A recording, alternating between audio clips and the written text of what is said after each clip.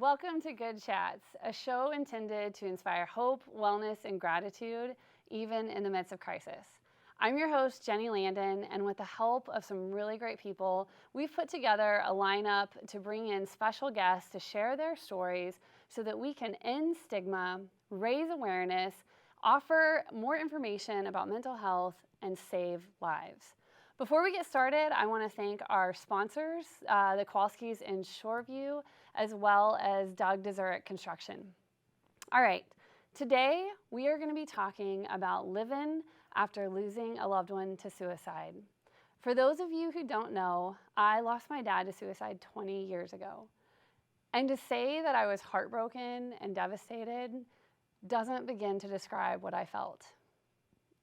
20 years later, I can tell you that all too often I hear people say how you can never heal after losing a loved one to suicide.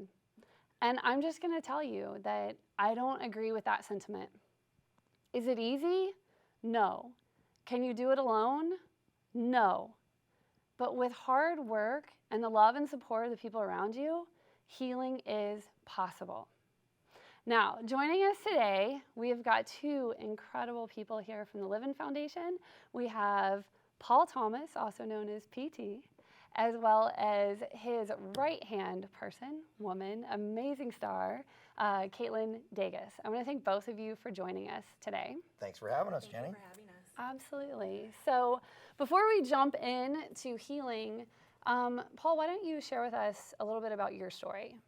Sure. So, interestingly enough, I also lost my father to suicide January 21st of 2013. And, I think that like anybody, when something like that happens, it really, it throws you for a complete, it changes your whole world, right? It turns everything upside down. And it did that for myself and my family. And, I battled with some things myself after that. But then in 2015, I founded an organization called the Livin Foundation, which basically is kind of exactly what you're talking about, the idea of being deliberate in your lives and finding positivity and promoting mental health awareness in order to really, reduce the stigma and end the stigma and hopefully prevent suicide. And the rest is history in terms of what we've hopefully created with this Livin movement, and very proud to say that, 4 or so years later, we're still going strong and growing continually and building new partnerships with you guys and with others. And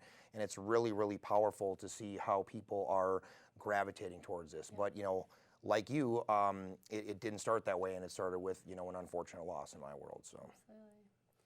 And Kaitlin, how about you? Why don't you share with us your story? Yeah, so I lost my father to suicide 23 years ago. So I was 12 years old. So for those trying to do the math, I'm 35 now. So as you alluded to, Jenny, it never gets easier. And I think, unfortunately, when people that I've met that just have a recent loss, they look to me or people that have lost somebody in previous years and say, well, it gets better, right? It gets easier, and unfortunately it doesn't.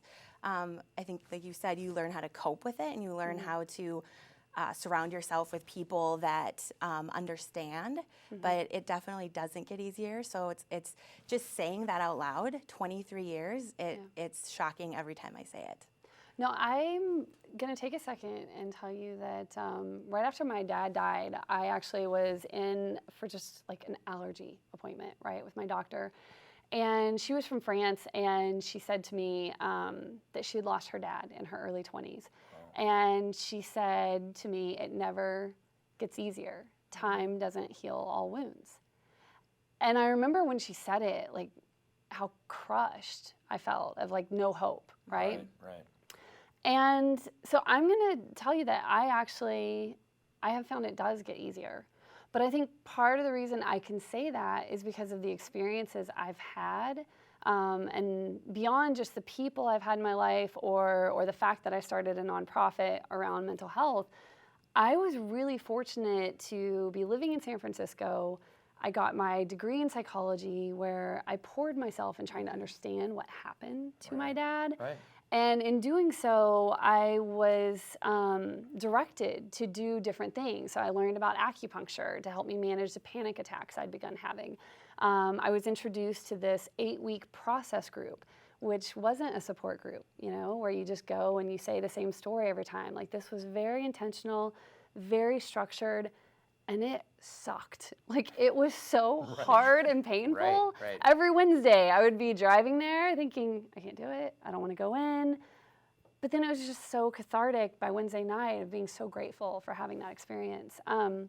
But I know, so what I tell people is, my doctor was right. Time doesn't heal all wounds, but it's time and the work that we put into it, and really, what are we setting the expectation to be? Now, does it mean that we get over it? No, I don't know that we ever get over it, but I think we can grow through it to be stronger, healthier people. I think oftentimes we look at time as sort of a measure and just a linear situation where we say, well, you know, if we just continue to go through life and after a year, you know, there's just this magical thing that, you know, you're going to be okay with grief, whether it's by a loss or by suicide or really any loss, you know, that we think that, well, getting through the first Christmas or getting through the first this, you know, and you know, it doesn't work like that, obviously. And I think to your point, Jenny, is you have to, at some point in time, you know, develop the tools, whether it's connections with other things, whether it's open. I mean, like you said, you have the ability to talk, to have conversations like this. I think Kaitlin and I would both say that the ability for us to share our stories on a somewhat regular basis is healing, right? Like that is part of the process. But you're right, it doesn't just happen. You can't just say, well, you know, it's been 2 years since I lost my dad, and so I'm magically better or whatever. Which, can we all agree, 2 years, for me, the second year was the hardest. Oh, well, that's because what happens is the first, you know, 6-8 months, first of all, there's shock, right? Secondly, everybody in your life is really quick to be supportive of you, you know, right off the bat, right? Yeah. Which is fine, but then at some point in time, everybody sort of retreats back to their normal life. And it's not no fault to them, because that's just kind of part of the process. That's what we do when we grieve. But then, like you said, now all of a sudden the second year, you're by yourself potentially, right? Or you're maybe only with that core that you've created. And frankly, if you haven't reached out and started to create that new core, you know, or some people that you can go to when you have, you know, struggles or whatever with the coping, you know, then yeah, it's going to be like, you know, it can be a lonely time. There's no doubt. For me personally, you know, I didn't deal with it. So at 12 years old, I mean, that's a very critical age, right? You're entering your teen years. And I chose to I was in denial. So I just didn't talk about it. It didn't happen. So if people were talking about it, I would run to the other room. I just wouldn't talk about it. So I've only really, honestly, dealt with my feelings head on within the last 2-3 years. Wow. So even being here, Huge being here, you know, I said to Paul before we came in, it's like your initial reaction is to run away from even talking about it. But what's been most therapeutic for me is sharing my story, having one-on-one conversations with people, making those connections. And, you know, I had a neighbor right down the street from me who lost her husband, and that's what really woke me up. And I had this kind of calling, if you will. I said I need to help them. And ever since then, I was like, and then I found Paul and the Livin Foundation, and the rest is history. But it's been very, very healing for me. And again, processing through those emotions probably only in the last couple years, which I don't recommend to people, right? You should deal with that. But again, that was how I coped with it. That's how I, right. Right? Yeah, and I talk about that in my book even. So for anyone who doesn't know, I have a book called Growing Through Grief, and I didn't set out to write a book. I actually had a friend who reached out to me. She had 2 friends each lose a loved one to suicide, and she asked me if I would write them a letter of hope, letting them know that healing was possible. And this is, you know, we were approaching the 15th anniversary of my dad's death. And so I kind of did okay, I can do that, you know? Yeah. And 3 weeks later, I called her and I said, I haven't forgotten you. I am working on this. I just don't know where to stop. Right. And so I sent her what I'd been working on, and she called me back and she said, don't stop. She's like, you have a message that needs to get out there. And one of the things that I struggled with most was that I try to relate and connect with my reader throughout the whole book, you know, like we're having a conversation. And one of the chapters was on emotions. Well, how am I supposed to discuss the different emotions someone could feel? I'm just one person. And as I was writing and trying to figure this out, I talked to my dad every day. And one day, I just heard him say, like, you got to talk to your siblings, you know, Right. ask them, what did they feel? And I did that. I reached out to each of them, and surprisingly, my brothers were quick to respond. Right. It was my sisters who were more hesitant and reserved, and I finally got one of them to respond, but the other one didn't. And it was really preventing me from moving forward with getting the book published, because I thought, I have to have an answer from her. And then I was talking to a good friend of mine who's a psychologist, and she said, Jenny, you have her response. She's not ready. Right. And you know how many Yep. people can relate to that, not being ready, and you have to honor that. Exactly. And so I think that's true. In our own time, you know, I was forced into my healing immediately. My dad died on June 2nd, 1999. I returned to classes getting my degree in psychology in August. Wow. And yeah. so I was forced into healing really whether I wanted to or not right away. For you, it was years later. Well, my mom and I just had that conversation today, actually, about there's certain people in my family that they're coming around and they're supportive, but they haven't been as supportive of me or just the movement and me being involved with Livin as I thought they would. I don't know what I expected. I thought people would really rally around me and encourage me. And I've had some really important people in my life that haven't. And since then, I had that conversation with my mom tonight to say, what's the deal? And she said, you know, so we had that same conversation about, I think everybody processes in their own way and they're not ready, including my own family. So I have to give them the grace or the, you know, Right, that space. Yeah. Yeah. I think that was one of the most powerful things in reading your book when you did reach out to your siblings, because, you know, and your brothers, if I recall, were extremely honest about not being, you know, okay with the situation. You know, here you had maybe done things deliberately to find a path of healing and a path of peace, and your brothers had kind of admitted, like, you know, they were not finding that path of peace, and they were very frustrated and still maybe had anger and whatever. And you're absolutely right. So I think that dynamic is you know, your family, my family for sure, your family. I think that it really does create a shock wave to the system. And because everybody deals with grief in different ways and in different paths, and there really is no blueprint, right? So it's not like there's a right way and a wrong way. I think there's some ways that are more healthy than others, but ultimately the time is a factor as well. And I think that was one of the most powerful things. I mean, some of your brother's words about their even 15 years later, right? I mean, it's just like, hey man, very poignant and very, you know, still had a lot of passion and dare I say, you know, frustration and anger like in their messaging. And I think that's, you know, again, I think you're right. Like to put that in there with your sister's non-response and your brother's real response is like, I think that's real. It's real. Know? And that's authentic, and that's what matters, you know, and that's what hopefully allows us to realize that if someone's reading your book or if someone's listening to us right now, you know, it's like, wow, you know, for me to be angry, like that's okay, or for me to feel that way, I mean, that's okay. It's you just have to be honest with those feelings and hopefully find some way to find peace. And you mentioned, you know, that there's no blueprint, and that was one of the things right after my dad died, and I was in that support group. And excuse me, everyone, for thumbing through this. So, if you knew exactly what page it was on, that would be interesting. Impressive. Like, wow, she really knows whoa, her book. Yeah. So, so I remember like going to this group, and he showed us, you know, this grief wheel. Right. It's so pretty and it's so clean and it gave me direction, and I was like, oh, we start with shock and then we just move in this perfect circle. Right. And he did say, envision a dial here and it's going to swing, right? And you're going to go, and I was like, oh, excuse me, but hell no. Yeah, and my dial spins 4 times a day, right? This for me, this is what I made, and it's the grief landmine, right? Because every day is different, and you're right, there is not one way to do it. There's not one path, and so some days you wake up and you just like don't want to get out of bed. You can't breathe. You can't even think about your day.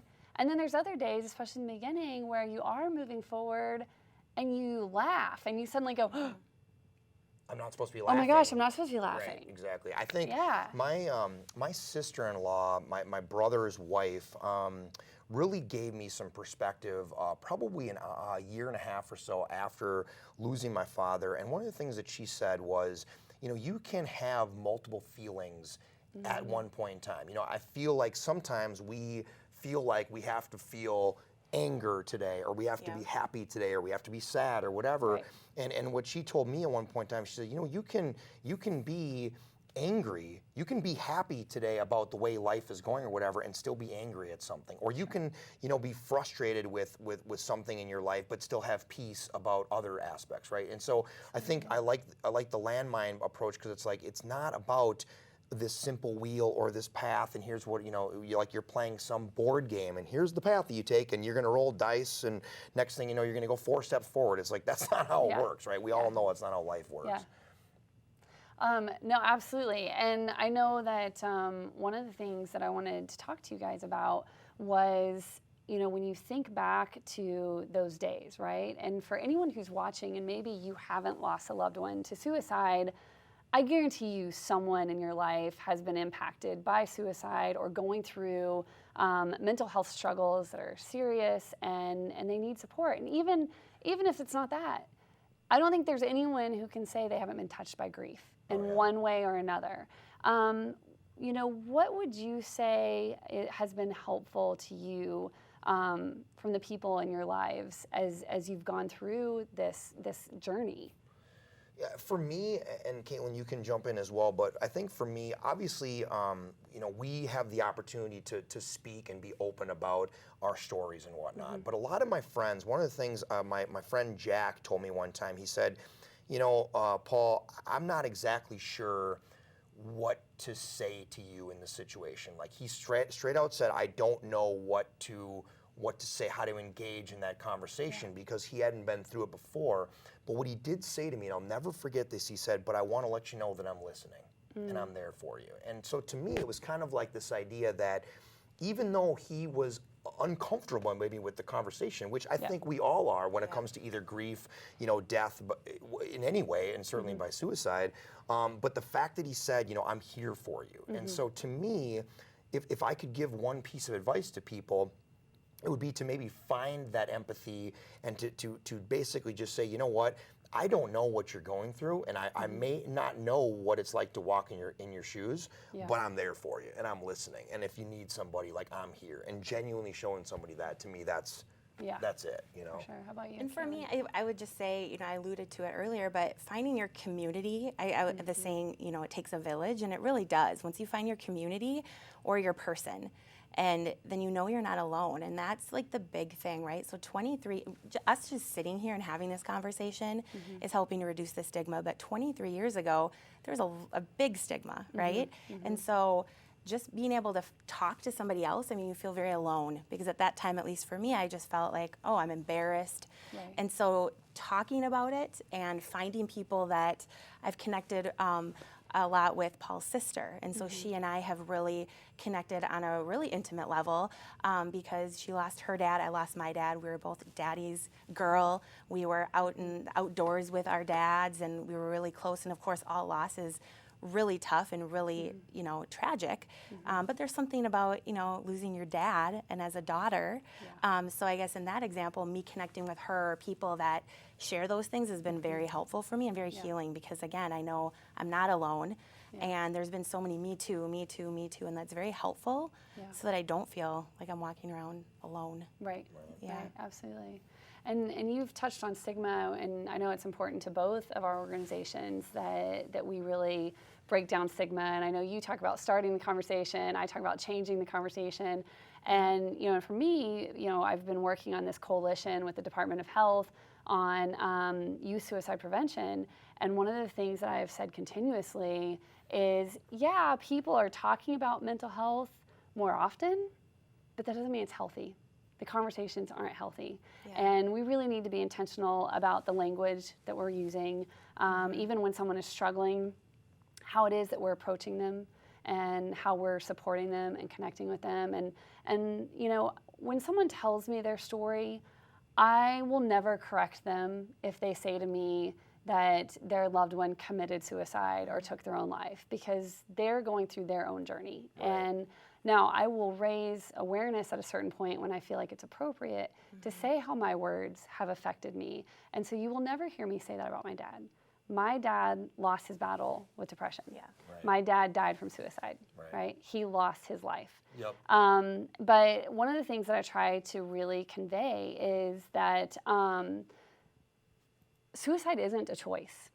And the language we use around it, when we say things like committed or took their own life, that implies that they made the choice. Right.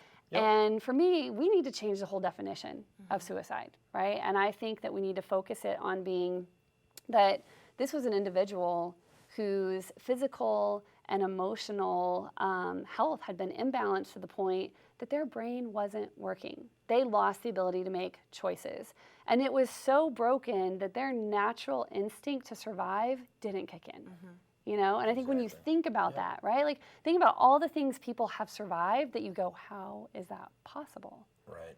Well, I think too, like, one of the things that, especially when I talk to, you know, maybe kids, high school kids, college kids, whatever, you know, I try to set it up where I don't define myself, at least, that, you know, I'm not defined by losing my dad to suicide, right? Like, yes, that moment in my life changed my perspective on life more than probably anything in my life. But I'm not defined by the fact that I lost my dad to suicide. Like, I don't introduce myself and, you know, hey, I'm Paul and I lost my dad. It's not my definition, right? And just like that, I don't think we want our fathers' lives defined by how they died, right? Like, they should be defined by how they live. Yes, there's a component of their life that is their death, and that is a part of their story. It's a chapter, but I think, unfortunately, with suicide, it becomes too much of the entire narrative, right? You know, when people pass away from other causes, to your point, we don't say they committed cancer. We don't say they committed, you know, whatever, diabetes, I don't know, something like that, right? So I totally agree with you, and I think that if we can change that dynamic where we can focus on these people for how they lived rather than how they died, like, I think that can also help us really change that story. Absolutely. So let me ask you this. We've got a few minutes left. What is it that you would want others to learn from this experience? It's a big one. Do you want me to go first or what? Yeah, Share with us. so I talked about this a little bit earlier, but I think for me personally, it's to deal with your emotions. Don't let 20 some years go by and just not talk about it. It's not healthy, you know, and I've led a very successful life. I'm married, I have 2 beautiful children, and I have a successful career, but my life could have taken a different path a few different times, right? I was headed down kind of a destructive path, and I think a lot of that is because I didn't deal with it. So whether it's, you know, traditional counseling, which I definitely recommend to people, that didn't work for me. I wouldn't go and sit on a couch and talk to somebody about my feelings. That is just not me. So I've found different avenues for therapy, right? The Livin Foundation is my therapy. Meeting people like Paul, that's my therapy. You know, surrounding myself with a community and sharing my story, helping others, like, that is healing, and that is, I guess, what I would just, you know, leave people with is don't not deal with it. Yeah. As painful as it is, it will come out in other ways that you don't want it to, right? Whether you want it, know or not, it will. So Absolutely. I've never been asked that question before, and so I appreciate that very much. And I think I would lean on a famous quote from one of my favorite movies of all time, if not my favorite movie, which is Shawshank Redemption. And, you know, obviously we have a music festival that we've titled the Get Busy Livin Music Festival because we believe in the idea that every single day we have this opportunity to take life and be deliberate with our life and be appreciative and grateful so that we can lay our head down at night every single day and say that I took advantage of the breath that I was given today. I truly lived. You know, I wasn't just physically alive, but I really lived and embraced everything that in my soul was who I was. Like, I was the best and most authentic Jenny Landon today, or Kaitlin Daeges, or whatever. And through that, I think this goes right with it, is that hope is a good thing. And it's maybe the best of things. And I think that regardless of where someone may be in their world, even if they feel like hope is completely lost, it isn't. Like, somebody cares about you, and you just have to know that. Like, hope is a good thing, and it will always be one of the greatest things around. Absolutely. So. Absolutely. Yeah. And I want to touch on something you said, Kaitlin, with, you know, not dealing with it. What's interesting is while I kind of got pushed right into dealing with it, you know, just because the life that I was living. I didn't talk about my dad with my siblings for 15 years. So while I was working on healing and I was in this place of love and recognizing my dad didn't choose this, you know, my dad died. He lost his battle and he died. And I was in a very healthy place with what happened to him. Sad, but healthy.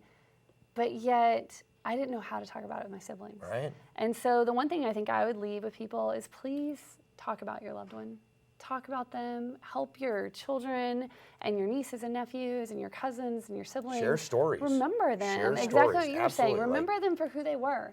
Don't be afraid to talk about them just because they died from an illness that most people never even see, right? They don't understand it. The thing about that, Jenny, I love that. And the thing is because if you don't talk about them, unfortunately, then their name is exactly what you know, every time you think about them, or in this case, your family thinks about them, it's a sad thing. But if you start talking about them and you remember the jokes that they used to tell or the things they used to do, oh my God, it's hilarious. And if you think about it, every other celebration of life has that component, but for some reason with that stigma, with suicide, we don't have that component. So absolutely share those stories, you know, think about your loved ones with smiles on your faces and funny, like now it becomes more okay, and dare I say, like it's something, I mean, I talk about things that my dad said or did all the time, and we laugh now, you know, and it's like that's a way that he can be with us still, you know. And so you know what, we're gonna end this and I'm gonna run the risk of going over for the first time Oh ever. no.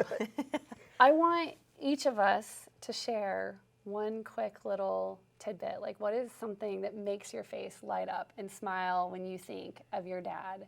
And I want you to share it with all of us now. And if you want a second to think, I will share mine. Sure, yeah, go ahead, dude. So, and PT's heard this before, but I'm gonna share it. My favorite life lesson that my dad ever taught me was never stick anything in your ear smaller than your elbow. And for those of you who've never tried to stick your elbow in your ear, give it a go. You're probably doing it right now. I love it. So, how about you? Well, I mean, so my girlfriend and I use this one often is when he was ready to leave, like wherever my mom and my dad or our family was going someplace, he was always early, so he was ready to go. And so, you know, basically the family was never ready to go, and specifically my mom. So he would say, kind of, not angrily, but he would say, all right, well, I'll be in launch position. And he would go out and he would reverse the car back in as if he was in launch position to like get the car out of the driveway. So that was sort of his thing, launch position, and we still use that to this day. We say, all right, I'll be in launch position. And so that's a way of kind of keeping him with us. I love that. I have a few like that. I think mine are just probably more general memories that we talk about as a family. And I said before, he was an outdoorsman, and my favorite memories that we still laugh about, make my face light up, is me trying to fit in waders going trout fishing in a stream, and then I didn't fit into. And so with my brother and everyone knew him around the community, he was an avid outdoorsman. So anytime we talk or reminisce, it's usually about fishing or hunting or archery. I used to cheat in archery, and I used to, when he wasn't looking, put the arrow right in the center, and then he would come back and say, wow, he was so impressed every time. And I just remember that look on his face, and I felt so proud of myself. That's awesome. So. Oh, that's classic. Well, I am so grateful that both of you were here and got to share in your stories and really trying to help end that stigma and bring people together. I quickly want to thank all of our sponsors who helped this show happen, especially Kowalski's and Shoreview. You guys are amazing. And please go check out our website at growingoutofdarkness.org, as well as our Facebook page. We will be posting these videos on there. Leave your comments, your feedback, your questions. I imagine we will be doing many follow-up episodes, so please let us know what you're thinking. Thank you. Thanks, Jenny. Thank you. Thank you, guys.